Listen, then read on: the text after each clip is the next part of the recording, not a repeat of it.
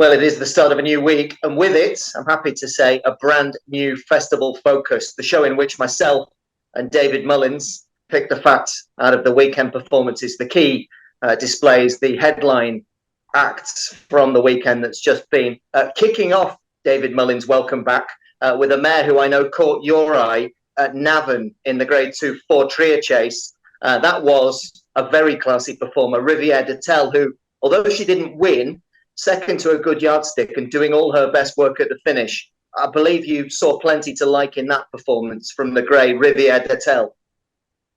I did. I always like stiff tracks, and Navan is definitely one of those. Riviere D'etel, I don't know how she stood up at the second last, and her jumping wasn't foot perfect everywhere the whole way around. I was really surprised to see her grabbing the ground, coming to the line again against a good yardstick in Henry's horse. I can't think of his name now, but Captain Guiness. Captain Guiness, yeah. So I was really impressed with the way she battled back, having her first run again this season. I was going to say, that's the first time we saw her since the spring, since April. So you'd forgive her a couple of minor technical faults on the way around. But she's got some really sexy form in the book, particularly at Leopardstown with Fernie Hollow last Christmas time, Stephen's Day, Boxing Day, call it what you will. But she looked good there on that occasion when she was placed. What route might they go with her? Because obviously it's early in the season. Obviously Leopardstown at Christmas would have to be an attraction. But, I mean, she's any price you like for something like a Queen Mother Champion chase. Are you touting that she could be seriously a threat at that kind of level if she continues to progress? I think she really could be, yeah. We've seen it with Put the Kettle On, and with that £7 mare's allowance around Cheltenham, I think it's worth more around Cheltenham for some reason than anywhere else. And yeah, she's just one to keep an eye on for the season, for me anyway. Well, I suspect another horse who might get a little bit of encouragement from yourself is the horse who won the Arkle trial at Cheltenham on Saturday, sticking with an Irish theme. This time, Joseph O'Brien and JJ Slevin struck with a horse who's now unbeaten 2 from 2 over fences. And, of course, he's already a Cheltenham Festival winner. That's Banbridge, who's 10 or 12 to 1 for the Turner Novices chase, 12 to 1 for the shorter Arkle. He looked pretty good, didn't he?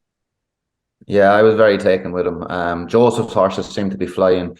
Home by the Lead won the Liz Mullen, and Brazil won the Fishery Lane and Nace the day before. His horses are really on form, but I was really taken by this horse as well, grabbing the ground, going to the line up the hill in Cheltenham.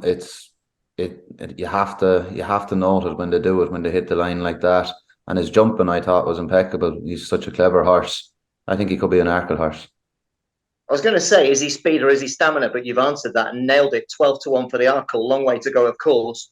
But that deals with Banbridge. Again, sticking with the Irish theme, if we can, we've dealt with Gordon Elliott's Riviere D'etel. We've dealt with Joseph's Banbridge. A stable who, certainly on this side of the water, punters perhaps a little bit less familiar with, but it's a name to note. And that's a trainer, John McConnell, who's based at Stamullen in County Meath. If you looked at this season, you know this, but perhaps this will be a surprise to a few people watching. He's already got 23 wins over the sticks in Ireland, but at a 21% strike rate, John McConnell has had 8 winners in the UK, and he struck in the Supreme trial at Cheltenham on Sunday with a horse who not too many people knew a lot about beforehand, but that's Fennor Cross. Certainly no star on the flat, but no slouch over hurdles, now 2 from 3. And I see 1 or 2 bookies, and of course they're always playful. They'd like to have you believe that everything's got a chance. But Fennor Cross, 33, maybe 40 to 1 for the Supreme Novices hurdle. Is that a fantasy, or could this be an improver to look out for? I think it could be a bit of a fantasy. John McConnell does a great job with his horses. I used to ride for him a bit, and he was so simple to ride for. He always had the confidence in his horse and the confidence to give a jockey no instructions, basically. And you know, that's a real sign of a good trainer who knows where his horses are. That if they're on fire, and any normal jockey should be able to do his job after that. John McConnell, you know, he's proven he's well able to train for the last number of years.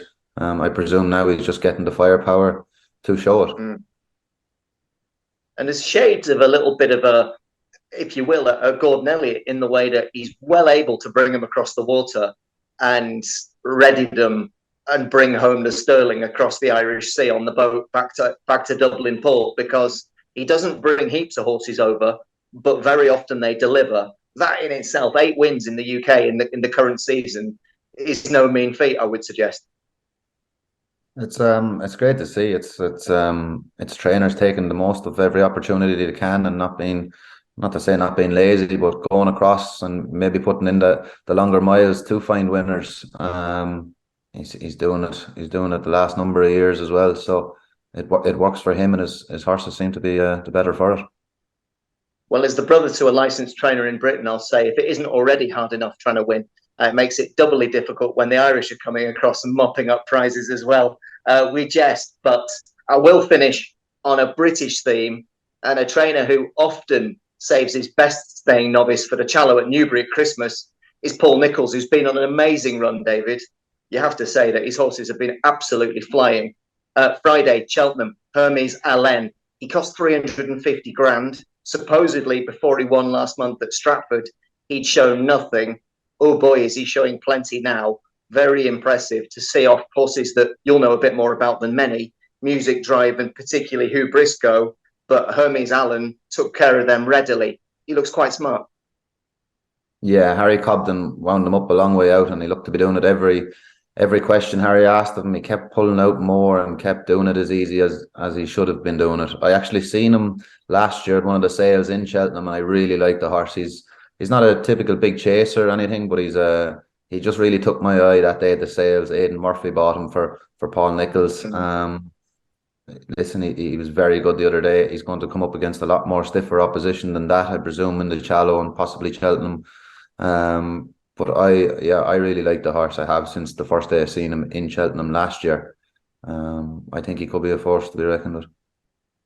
Well, there's a thing, because Paul Nicholls historically saves his best for the Challow. He went that route 2 years ago with Brave Man's Game, and we all know what he's become. But let me just, with a view to, this is festival focus, and we're always looking ahead to next spring, whether it's Cheltenham, Aintree, Punchestown, wherever it might be.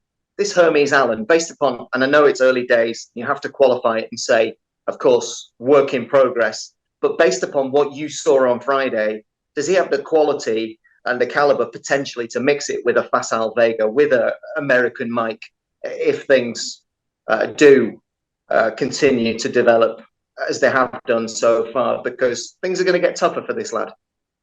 Things are going to get tougher. Facile Vega has to come out and has to show us that he can jump. This lad, he's ticked all the boxes so far. So until we see the rest of them, this lad's the top of the list for me at the minute. As I said, I've always been a big fan of him, and I think they'll know what they'll have a race if this lad shows up in March in as good a form as he did in November.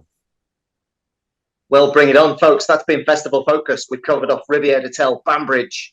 We've covered off Fennor Cross, and particularly Hermes Allen. David and I will be back in the same place this time next week. Join us then. Thanks a million.